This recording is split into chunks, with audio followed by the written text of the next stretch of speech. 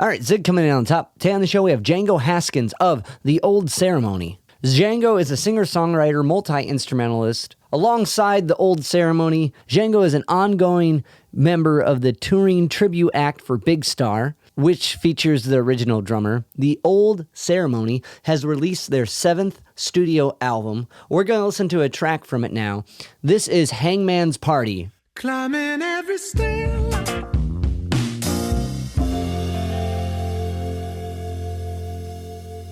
Hangman's Party, the band, The Old Ceremony, the album, Earthbound, available now on all streaming platforms. Go check it out. The album, sonically, it bounces everywhere. This track in particular stuck out.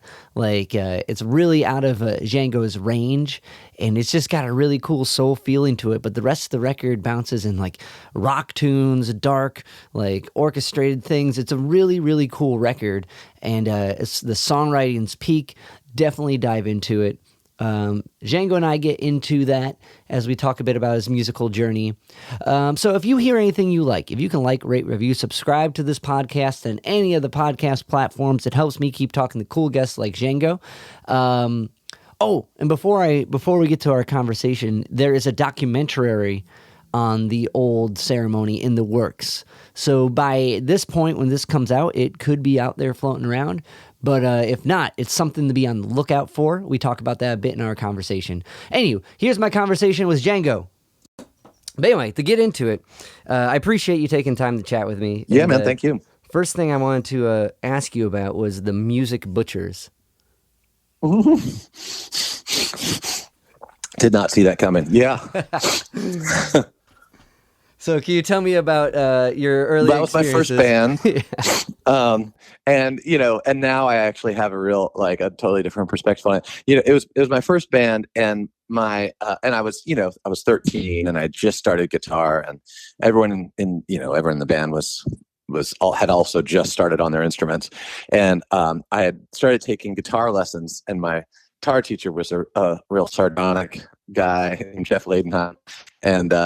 And we asked him to come to a rehearsal to just to give us some tips, Yeah. And he came to rehearsal, and we were talking about, a name, and he was like, "I've got the perfect name for you." Oh my God. And we thought it was funny, so we did it. But yeah, so that's how the Music Butchers.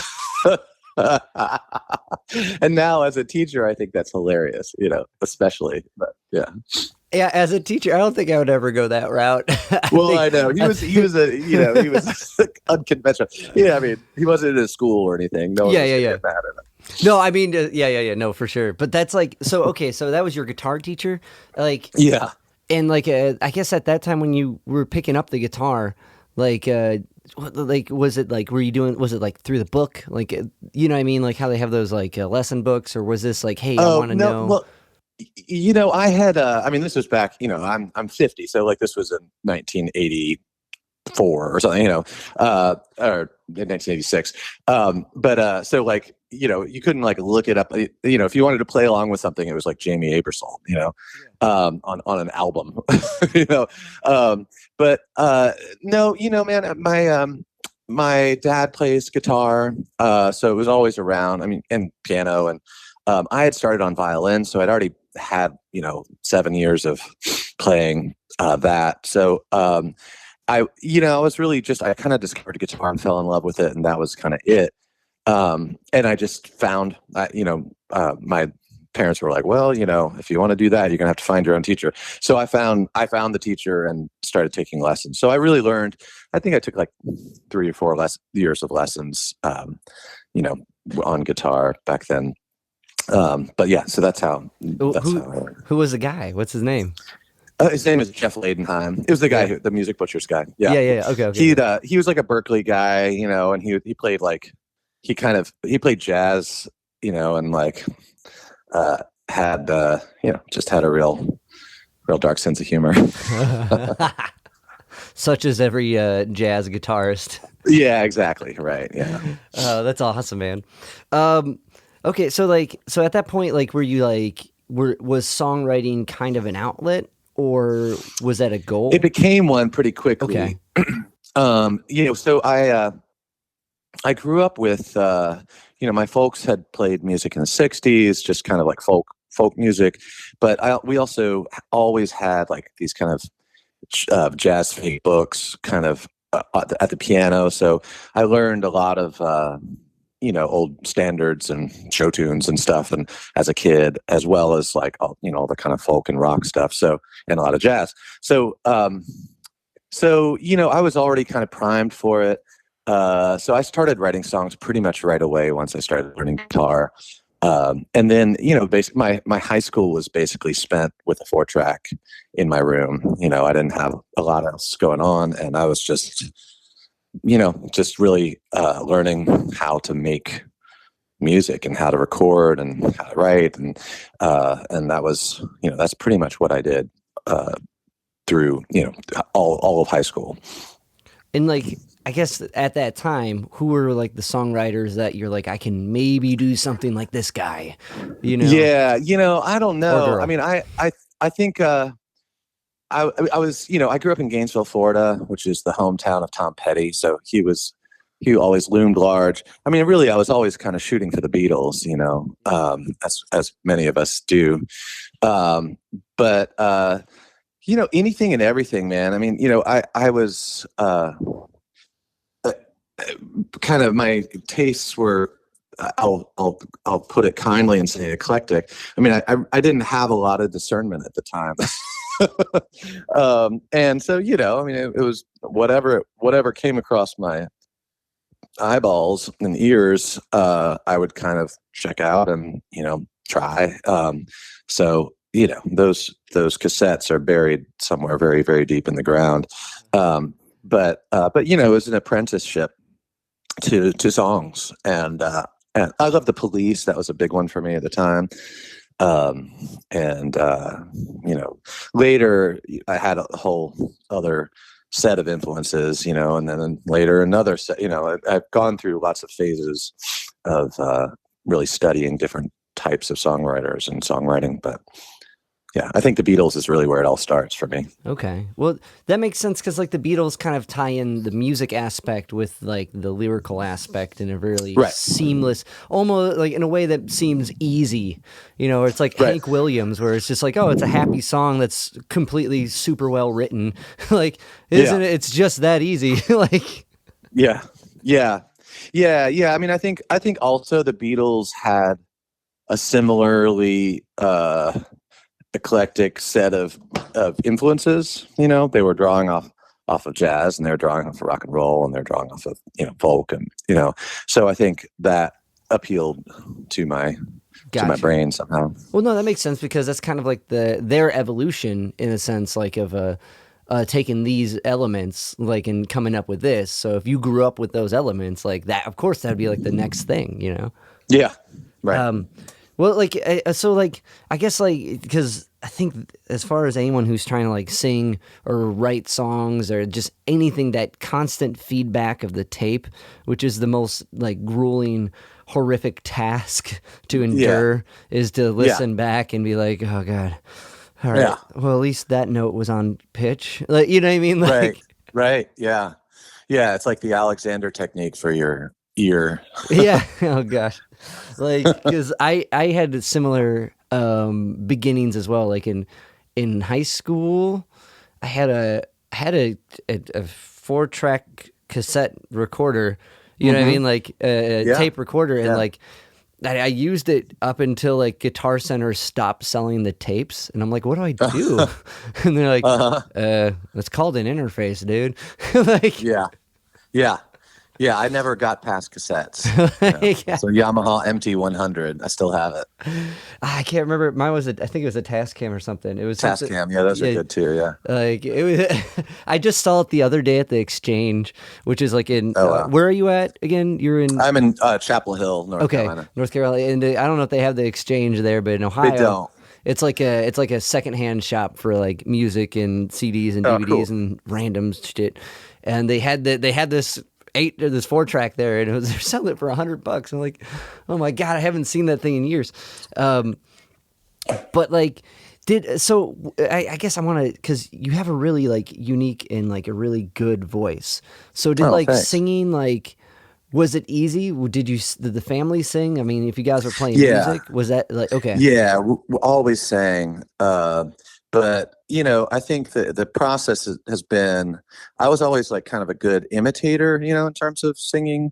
But the process of like really learning to sing was really a process of kind of shedding all that stuff and really finding like kind of how I sing. And that took a long time, and listening back, I think that would be the hardest thing to listen back to from these, kind of high school cassette tapes is just, me putting on these different costumes, musically. So yeah, I always sang, but it's like really is a kind of a lifelong, journey to get to where you really are, you're yourself when you sing. Right. Right. And like, was there like, I guess, what was the point in which you kind of found you've reached that, or was it kind of a post thing? Like, oh shit, I think I'm there. You know what I mean? Like, I don't know. That's a good question. I don't know. I think by the time the old ceremony started, I'll say, which was 20 years ago, I think I had kind of inhabited my own voice.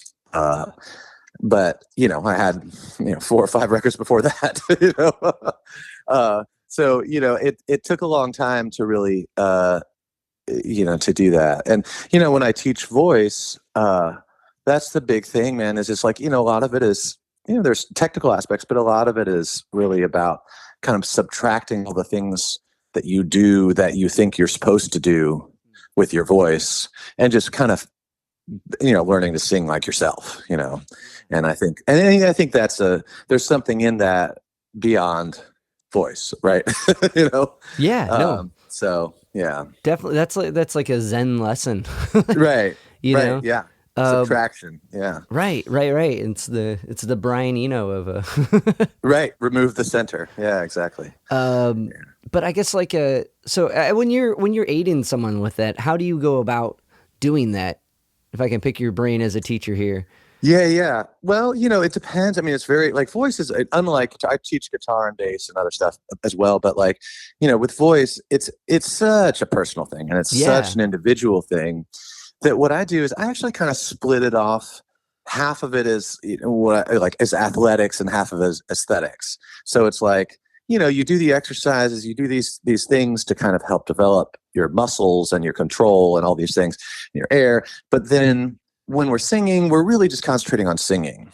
And I'll just kind of, and you have to do it, you have to a little light touch, because it's a personal thing, and it's a very vulnerable thing to sing for a lot of people. And, just kind of suggest, I don't know if you need to do that there. Like, I think you could just try singing it like the way you talk, and, I learned a lot about singing from listening to, these 50s Sinatra records. I mean, that was like my big singing school. He had a series of records that were, I guess, on reprise, I don't know, and that were like kind of these classic records that were actually kind of thematically linked, which was unusual at the time, and were beautiful. There are about 10 of them, and just a masterclass in what a voice can do. So that was a really big influence on me, actually, as a singer. Now that you bring it out, I can hear that after going through all your tunage. I can hear that approach. It's interesting because like I've never really like with Frank. I've one of the first gigs I had was doing a DJ gig at basically a Frank Sinatra themed bar. Oh wow, yeah, it was so weird, man. Wow. My aunt was like, "Hey, do you play music?" I'm like, "Or you play music? Will you come play music at my bar?" I'm like, "Yeah." She's like, "Come see what the guy does," and it's a DJ. I'm like, "Oh, yeah, okay," Yeah, but it was hours of listening to Frank and Dino, and there's this effortlessness within how it's there, the breath support for something like My Way, is there. So the technique is involved, but it really feels effortless.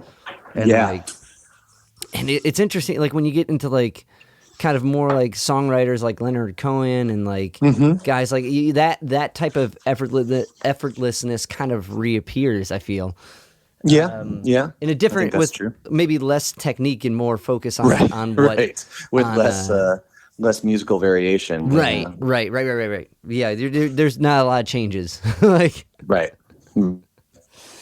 But all right, I think that's a really wise and like well thought out approach, because like it definitely is a very from personal experience, it's a very like vulnerable thing, and like like, you know, and trying to, and I just got a couple of vocal students for the first time. I'm like, oh shit, like I figured out how to make me work a little bit. Like, right.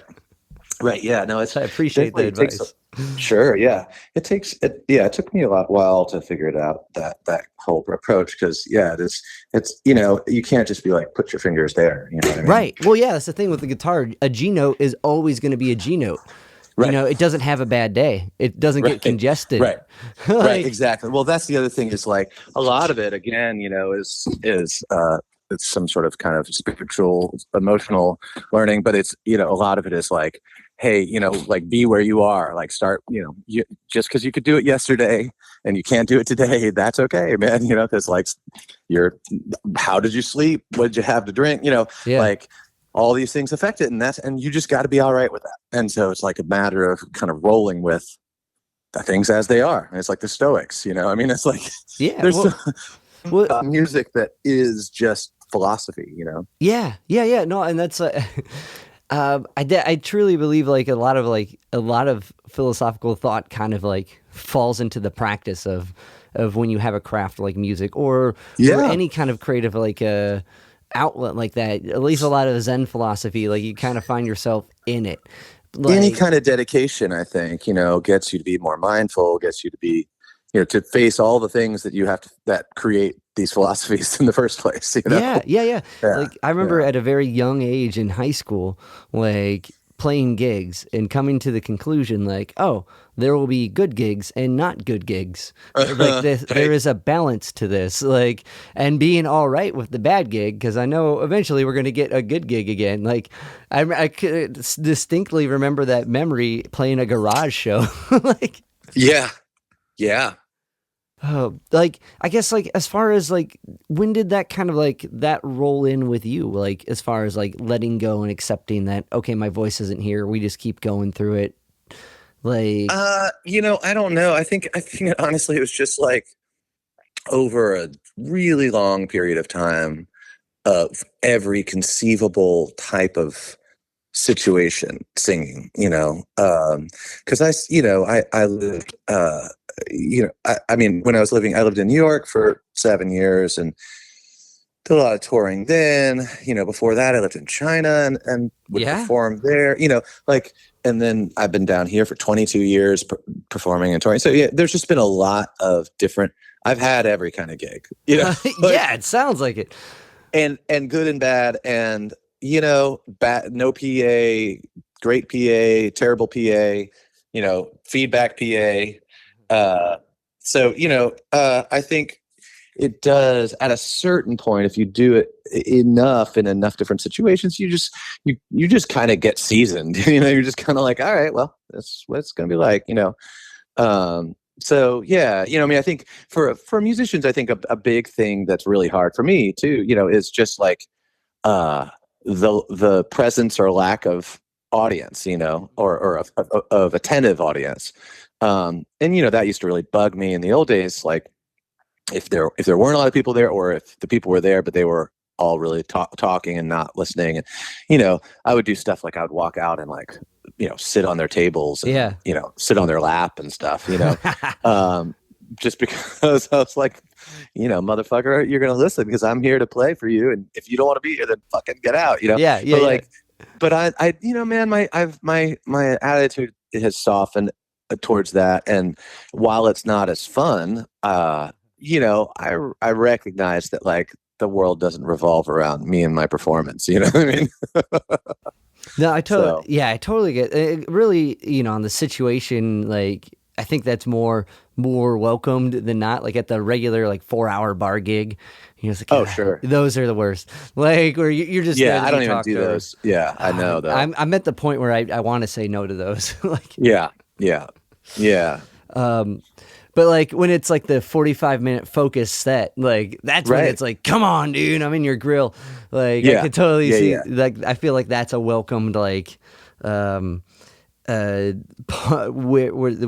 that type of interaction is more welcome than not.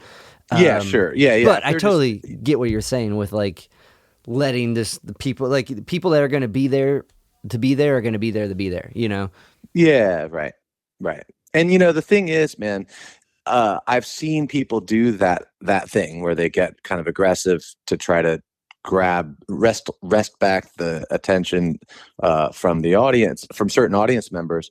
But you know what, man, it like often will turn off the people who are listening. Yeah. They're just like, oh God, man, don't do that. And so you just never know, man. Like you could be having what you think is a terrible gig, and it could be really moving someone, who you didn't notice. So you just got to do it for its own sake. And, you don't know. Right. No, I think that's really those are wise words for sure.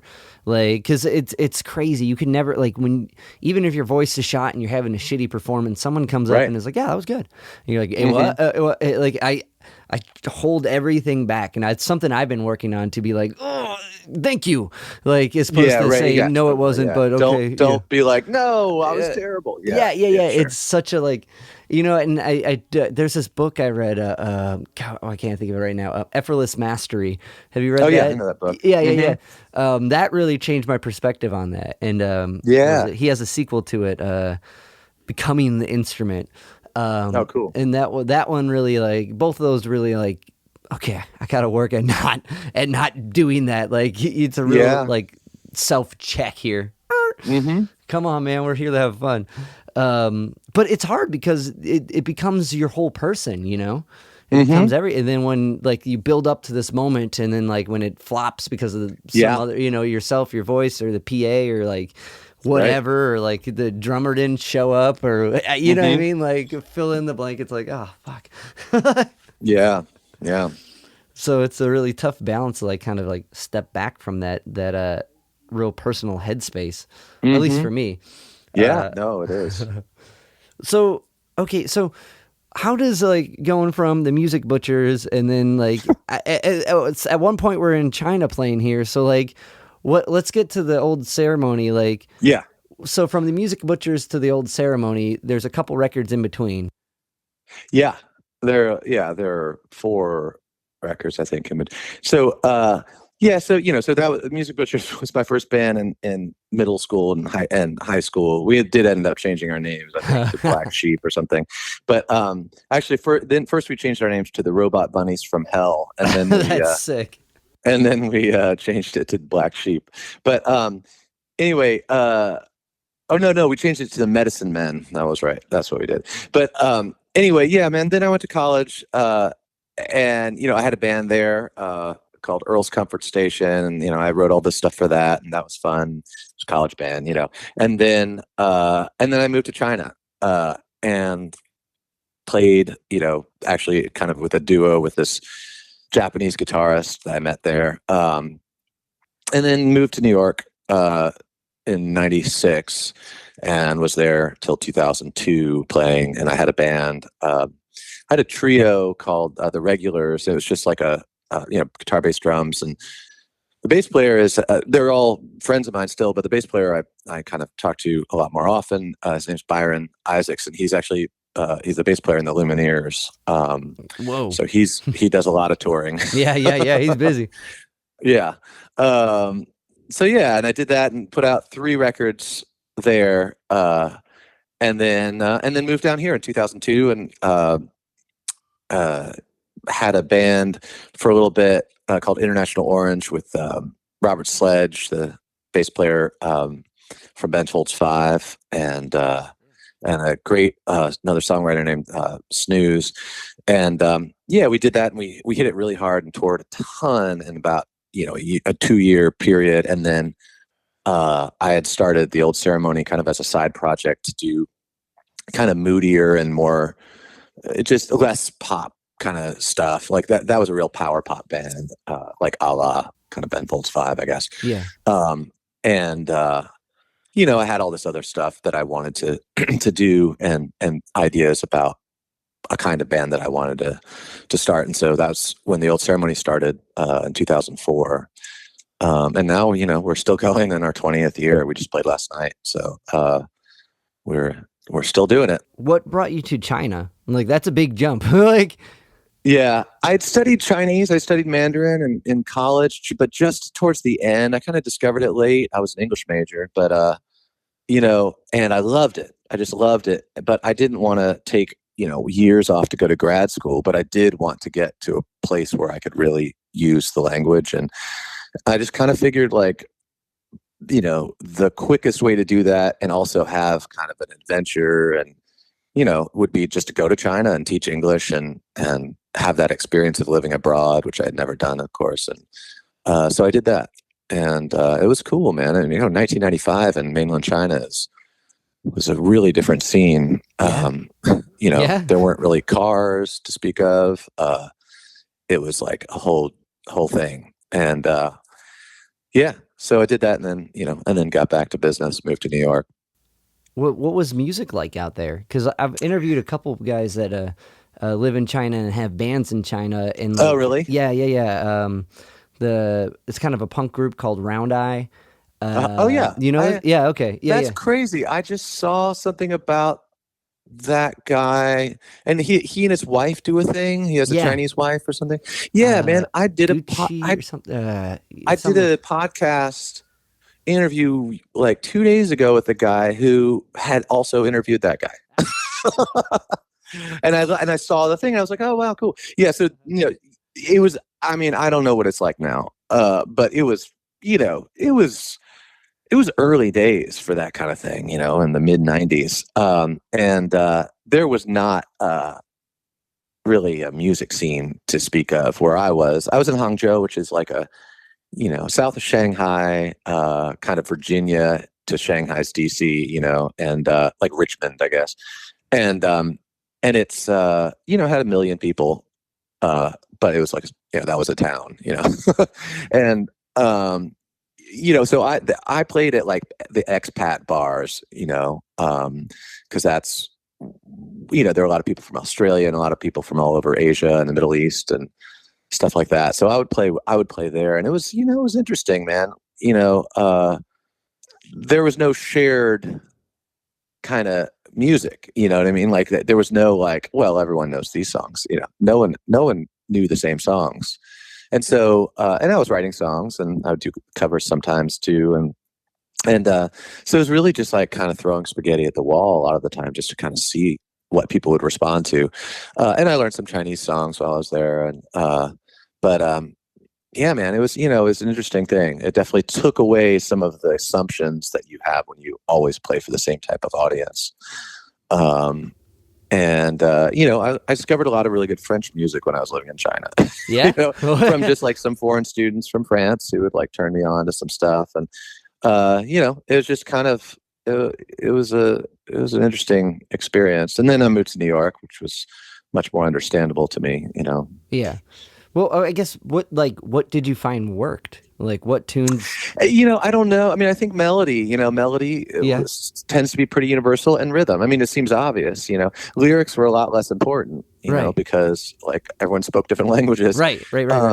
So, melody and lyrics, rhythms. I mean, melody and lyrics. I'm sorry, I keep saying lyrics. Melody and rhythms. And so, I don't know, man. I kind of internalized that on some level. I mean,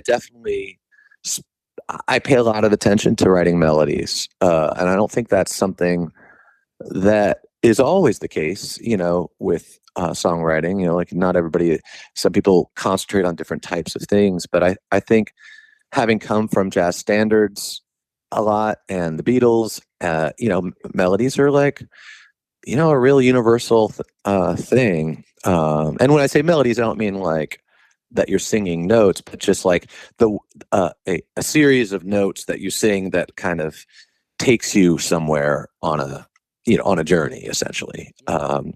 And yeah, so I find that a really interesting exercise to write melodies. So, like, I guess as far as like your songwriting approach goes, are you more of like the kind of like pick up a guitar, hum out a melody, and figure out? Mm-hmm. Yeah. Okay. Yeah, or a piano or whatever. Yeah, yes, I definitely, I'm of the kind of indecipherable grunting school of writing, because I just, the thing is, if you can get a melody together, and and the rhythms of it, then that helps kind of it helps like direct the lyrics, into a way that's where they're going to be natural. Back to Frank Sinatra, like, one of the things about him that he would do is when they would bring him a song that he was supposed to record, he would just ask for the lyrics printed out, and he would just read the lyrics aloud over and over and over to get the rhythms of the words, like to get the natural rhythms of the words. And then once he got that, he would have them play the song for him. Because it was so important to him, that the phrasing be, in harmony with the natural, kind of requirements or needs of the words.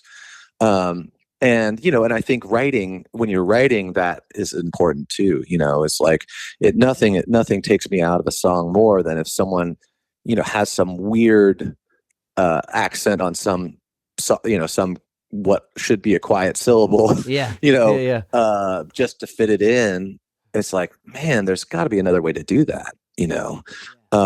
So I think that's a big aspect of it, is just like figuring out how to make it natural, because speech, you're trying to communicate with as little between you and the listener as possible, and so kind of making it seem effortless and making it seem natural, rhythmically and melodically, I think is a big part of what helps communicate a song. No, I definitely agree with that. I think that's like so. With the Old Ceremony, when you're writing tunes, do you like, and kind of like, so you're in this kind of pop project, and there's songs that are written to funnel towards that style of music, but these ones are falling out and piling up. Like, do you have I guess like a process of writing for yourself where you just sit and write and just kind of hum out some melodies, or like a practice of doing that? Yeah. I mean, essentially that's it. I mean, I think, occasionally I'll have like an idea for a song, and then I'll go chase that, like a, kind of lyrical idea or something. But, I was in a really good churn of writing over the kind of, from the beginning of the pandemic, essentially. I had a weekly songwriter meeting with some friends on Zoom, people who are all over the country, but we all used to live in New York in the 90s, essentially. And there were about 12 of us, and we would meet every Monday night, and everyone had to bring a new song every Monday night. And they'd play it, we'd play it and get feedback in 5 minutes, and then the next one. And that's it, every week. And I did it for like 2 years. I wrote 115 songs that way. Oh my God, that's awesome. That's yeah. amazing. So like that was a real discipline where it's just like, well, I gotta have a song this week. It's Tuesday. I better get on it. And so, since we made this new record in January, February, March, it's been really busy trying to kind of get the record together, get it out, and do all the other things, booking and all the other stuff that goes along with it. So I haven't been writing. And it's okay. Like, I know that I can get back to it. So, but I haven't been, keeping that up. So I do have a way. I know how to do it. I have, I'm also kind of like cognizant that it comes in waves a little bit, in terms of, this is a season for this and this is a season for that. And actually, actually I've been using the time that I would be using to write to learn tenor sax. That's just been my big passion for the last actually 2 years. And I love it so much. That's awesome. Yeah. That's just like my joy. I love it. Well, wait. So, I find that I think that's everything's in balance, and like definitely to write and have that dedication, then to step back and like open up the input output, take in so you can put stuff out later. I think that's an Right. important thing. Right. But that's like okay. Like I remember reading that you did that 115 songs. Sorry, Yeah. 200. Like, and I like. I think that itself to be able to know to get in that space and lock in. Like, did you find before leaving that aspect of it? Did you find like when it was time to like, okay, shit, it's Tuesday night. I need to come up with something. Like because of the weekly occurrence of it, that like there was kind of a was it easier that it didn't matter because it was just for Yes. this group of people, or was it easier to get in that writing space where like, okay, that's the verse, you know what I mean? Because sometimes, Yeah. yeah, I think both. Yeah. I mean, I think the whole thing about writing regularly is that you don't put a bunch of pressure on yourself for every song to be the greatest thing you've ever done.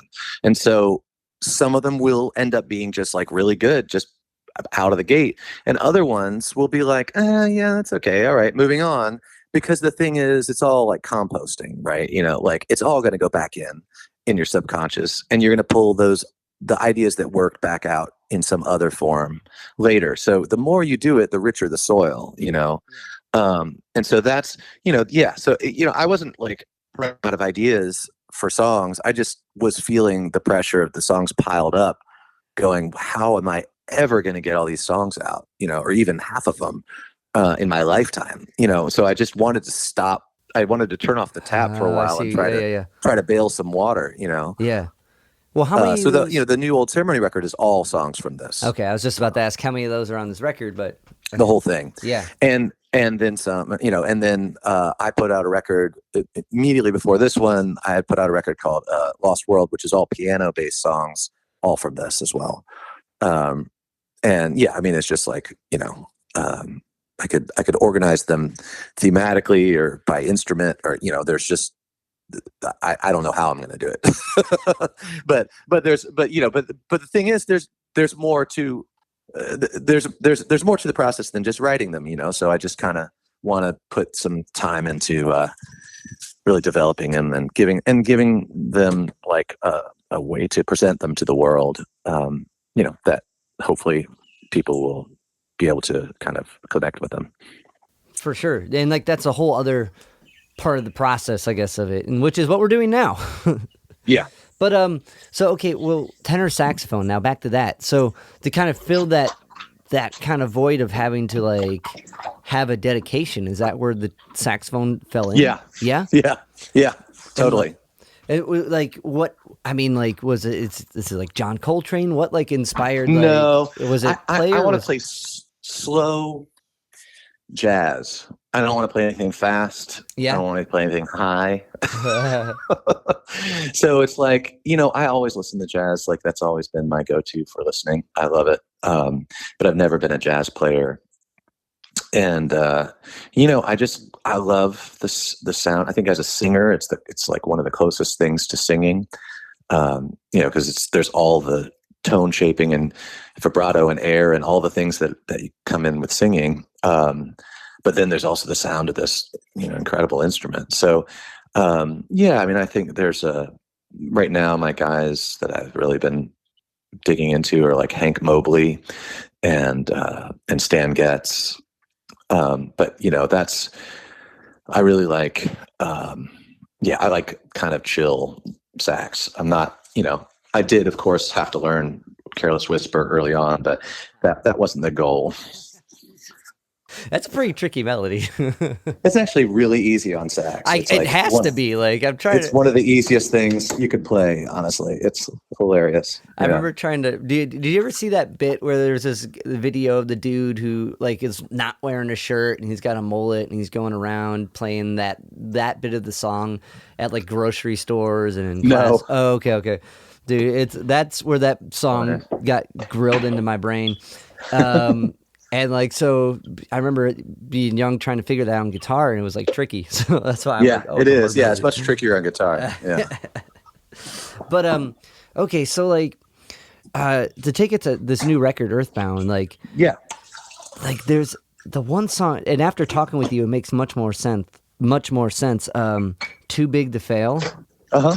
That sounds like such a Tom Petty like influenced track. Yeah, I can hear that. I think we all kind of said that when I brought it in. Yeah. So for sure. How much of that, like when you bring it into the group, is it orchestrated like that? Is it written like half? You know what I'm saying? Like, is it like is the structure like that there for a tune like that, or is it kind of like a verse chorus and then build upon it with the group? I think the bones are there. The structure is there, but the arrangement's not. You know what I mean? Like, so everyone brings their own kind of ideas to what they're going to play, and then sometimes people will have suggestions about, why don't we do this again, or why don't we, not do that part or something. But for the most part, I mean, the songs themselves are pretty finished, but they kind of transform. But this one was like one that kind of arranged itself pretty well, because once everybody heard the song, it's like a rock song. Yeah. And what I love about most like all your records is like genre wise, there's the through line is you guys and like the songwriting, right. But like that's exactly right. Sonically, it's like all over the map, which is really cool. So there's like all these different. So that one sticks out compared to like Picking My Battles, which is like a really cool, like dark but like thought out tune. So like I guess like with an arrangement like that, are you coming in more with that? Like, is it the same kind of thing? Like, here's everything, and or is that more orchestrated as a group with a tune that's a little more kind of bouncing all over the place? I think we added more in terms of, I mean, it still had, I play solo shows where I played a lot of these songs, and it's still all, it was all there before the band, got their hands on it. But the band definitely did a lot in terms of how we arranged it. And it's even changed since then. Like, we started differently and we changed the way that we play the verse, so it kind of evolves over time. But yeah, I mean, there's one on the new record called Hangman's Party. Oh man, I was just about to bring that one up, dude. That one's so good. I really love that tune. Oh, thanks. Yeah, so like I wrote it with the vocal octave lower. Okay, because I'm in every stair like a virgin on a volcano. But then I just kept feeling like the vocal was getting lost in the sauce, and so just for a fucking joke at rehearsal, I tried it the octave higher, and I was like, we were all just kind of like, yeah, I think we should kind of do it like that. I mean, I hate singing it because it's really hard to sing that high that long, but it works way better, and no, it does. I loved it. I was like, this is like, because that one, it's expanding that vocal range from what you hear like from a song like Picking My Battles. Like, this is a completely different, like, you're in your head voice, and like is that placement hard for you then? Yeah, I mean, it just happens to be at a place in my kind of falsetto that's like, oh, I see, higher than I like to go. Okay. Or I usually would go there for a little bit, but not like a whole song. I mean, I think that's the thing, man. It's like, for a little bit you can do almost anything, but like if you got to sustain it for a whole song, it can be kind of, it's like, if you ever tried to sing like She Drives Me Crazy or something, you know what I mean? Like that Fine Young Cannibals song. It's just like, man, after a while you're like, man, this is really high. yeah. And that one is like, like it's like scream falsetto. You know what I mean? It's not like that. Just like, woo, it's like, exactly. Totally.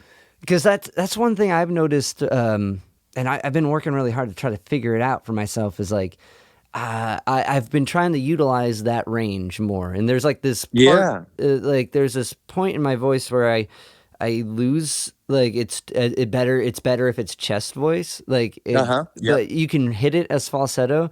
So was that what you're talking about? Is like that in that like kind of tween range where like, or is this like the opposite? No, where it's just actually so high.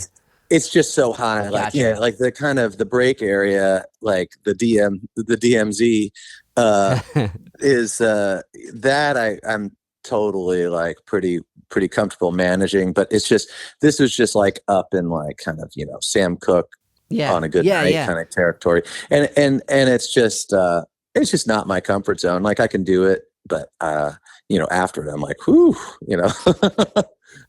Well, it's funny you bring Sam Cooke. That's the vibe I got from the track, like kind of stylistically. Oh, really? Yeah, oh, cool. Yeah. I love Sam Cooke. Like, who does those runs? Like, as far as like trying to learn vocal runs, Sam Cooke's where you start. He's the best. But okay, so I guess can you kind of tell me the story of where Hangman's Party like lyrically kind of folded out of? Yeah. So it was, I think I had the idea, I just had the phrase Hangman's Party, and I was kind of thinking like, what is this going to be about? And then I was thinking, my wife is like a real introvert. And so we're always talking about how like, socializing is a mixed bag, And so I was just kind of imagining this introvert, like, how basically every party is a hangman's party, so it's just like, and I had the first line of climbing every stair like a virgin on a volcano, which made me laugh, like heading to a party, and just feeling like, oh, fuck. And yeah, I really, I don't know. I have a lot of, I'm not an introvert myself, but I have a lot of sympathy for introverts. And, I've written a couple of songs like that are kind of, about being an introvert. There's one on a record a few years ago called Shadowlawn is the record, and the song's called Our Old Enemy, the Moon. And it's, it's just about like the difficulty of navigating human interaction when it kind of drains you of energy rather than gives you energy. I mean, well, it puts that perspective right up there with this tune, with Hangman's. But you do a really good job with illustrating that, and like that's like, because I've always been someone who's been there's times where I definitely relate to that, like what I mean, like sure, I think everyone has that. Everyone has that. So like, was it? Because it almost makes me think of that. What's that? That Sam Cooke song about swinging in the night, like kind of like that whole opposite of it, like which is what I thought was which I thought was a really like, even if it wasn't a nod consciously to it, I was like, yeah, dude, this is where it's at. I don't think I had thought of Sam Cooke at all, but but I like that. Yeah, I mean, I love that. Well, it's beautiful, man. Well, thanks, man. Django, thank you so much for taking time and chatting with me. Hey, my pleasure. It's really been nice talking to you. Can I ask, like, are you guys planning tour out towards Cleveland at all? What's the? Not at the moment. We have, man. We used to do a lot of touring in the Midwest. We would play, Southgate House over in Cincinnati, Newport, and do Louisville and Chicago and Ann Arbor and but we've played Cleveland. I've played Cleveland a few times, but trying to think where solo way back in the day. I used to play a place called the Barking Spider. Do you know that place? Yes. Yeah. Mm-hmm. And then we played something ballroom one time. Beachland Ballroom. Yeah. Maybe. Yeah, that might be it. Yeah. But yeah, it's been a while. Right now, we're just kind of, we're doing a little bit. We're doing New York and DC and I think Atlanta and Charlotte and kind of radial tours out from here. But we're not doing a Midwest run right now. Hopefully, at some point we will again. Awesome, man. And as far as like anything else to plug other than the Earthbound here? That's really it right now. We're when that comes out, that's which is in a couple of weeks. We're just trying to get people to check it out. There is actually a short documentary in the works about the band. that I've been kind of helping out with, the guy who's making it. So that's going to be kind of cool. I don't know when that's going to come out, but when that does, that'll be up and available. But that's sick. Like, this is just like someone who's that big of a fan. That's amazing. Yeah. I mean, we've been around for 20 years, and for the first 10 years or so, we really were like, we were doing really well in terms of just kind of our profile in this area, which is a real music rich area. So it was like, it was great. And then basically a lot of us started having kids, which really slowed down the touring machine. And then there was COVID, so we're just kind of right now, we're kind of in this like emerging from like semi hibernation, which is actually why we have the bear on the cover of the record. But yeah, and now we're like starting to get busy for the first time in a while. So, yeah, I think, and 20 years is a long time for a band, so I think that's what caused this. There are a couple of guys working on it, but to do the, hey, this would be a good idea. So yeah, it's a tale of highs, lows, and endurance. So, well, I think the last part being the key part of anything to well, be that's successful, the thing, right? Right? Yep, that's right. Yeah, absolutely. There's one other thing I wanted to ask. You guys open for Chuck Berry? Yeah, man. Yeah? Isn't that wild? That's super crazy. Like, so how'd that let happen? me tell you what this bill was. This was crazy. This was in New Jersey. Okay. We were just booked. We had an agent for a decade or so out in LA who was at a big agency, and he would book us these crazy things. We toured with Cake for a while, and that's sick. Did a lot of stuff with Scroll and Zippers, and that's sick too, man. And that's Giant Sand, and I mean, the Zippers guys are all friends of ours. We've known them for a long time because they're from here originally. But yeah, so he just took us into this thing. So here was the lineup. I have the poster on my wall here. Okay, it was Live, the band Live, which was not my favorite, but it was there. Okay. Fountains of Wayne. Yeah. The Alarm, the Smithereens. Okay. Apples in Stereo, the English, Chuck Berry, and the Old Ceremony. Just totally insane. Yeah, it was insane. Wild. And it was like in a little field in western New Jersey. And there were two stages kind of facing each other. And so what they would do is they would have someone play on one stage while they were playing on the other stage, they'd be getting ready. And then someone would play on the other stage, and, they'd switch back and forth. And so we played immediately after Chuck Berry. Oh my God. Oh my God. And right before the Smithereens, I guess. Yeah. And it was totally fucking wild. And, he didn't talk to him. Well, actually, that's not true. We all stayed at the same hotel the night before in town. And, this was back in 2007. So, it was still a thing to kind of check your email at the hotel computer. Yeah. And so I went down in the morning to check my email in the lobby, and there were a couple of computers. And there's this guy. And he was this black guy checking his email next to me, and I was like, is that Chuck Berry? Is it Chuck Berry? But then I didn't want to be like, are you Chuck Berry? Like the dummy, And so I was like, maybe he's in Chuck Berry's band. Like, I know he's not in the Smithereens, and so I kind of got up my courage, and I was like, how's it going? And he was like, kind of nods, and I was like, are you here for the festival? And he's like, yes, I am. And I was like, oh, great. Well, yeah, we are too. We're playing. What do you do? And I didn't want to be like, are you Chuck Berry? Yeah. And I thought it wasn't Chuck Berry because he looked so young. Like, he looked really young.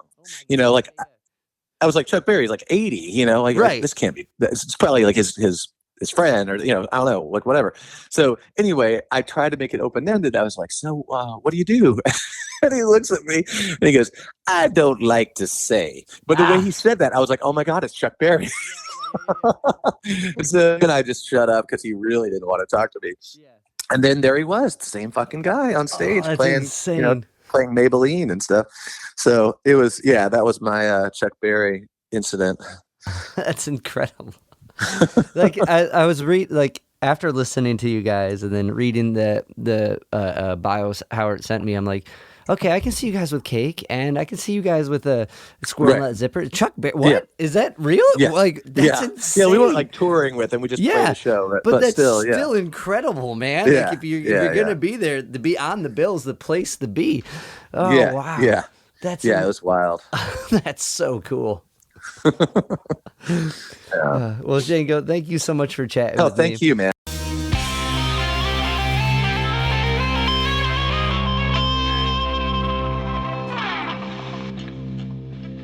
Yo, Spike Spiegel here. You just listened to Zig of the Gig podcast. Keep riding the bebop. See you, Space Cowboy. Bang.